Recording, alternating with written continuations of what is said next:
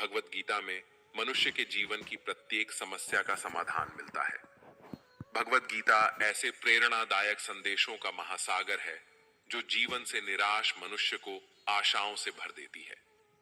मित्रों, मुझे पूरा विश्वास है कि इस वीडियो को पूरा अंत तक देखने और शांत मन से इसकी बातों को सुनने और समझने के बाद न केवल आपके मन को असीम शांति का अनुभव होगा, बल्कि आपके विचारों में और जीवन में भी बहुत ही सकारात्मक बदलाव अवश्य आएंगे। मैं यह गारंटी के साथ कह सकता हूं कि जो कोई भी इस गीता सार को पूरा अंत तक सुनेगा और इसके ज्ञान को अपने जीवन में उतारेगा, उसे अपनी हर समस्या का, हर परेशानी का समाधान अवश्य मिलेगा। उसे वह सब कुछ मिलेगा जो वह पाना चाहता है। इसलिए इस भगवत गीता सार को आप हर रोज सुबह और रात में सोने से पहले अवश्य सुने।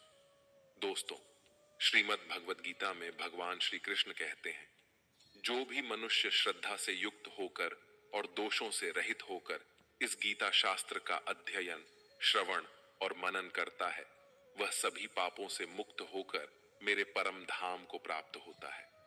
साथियों, इसीलिए कहा भी जाता है कि जिस घर में भी श्रीमद् भगवत गीता का पाठ हर रोज पढ़ा और सुना जाता है, उस घर में कभी कोई संकट या परेशानी नहीं आती।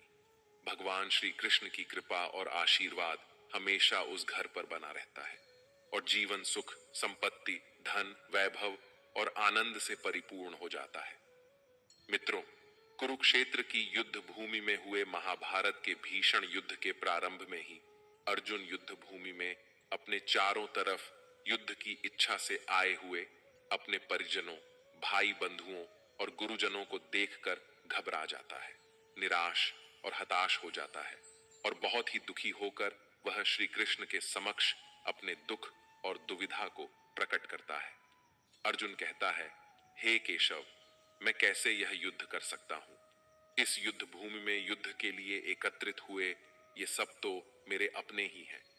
मैं कैसे पितामह भीष्म और गुरु द्रोणाचार्य से युद्ध करूंगा, क्योंकि ये दोनों तो मेरे पूजनीय गुरुदेव हैं। इसलिए इन गुरुजनों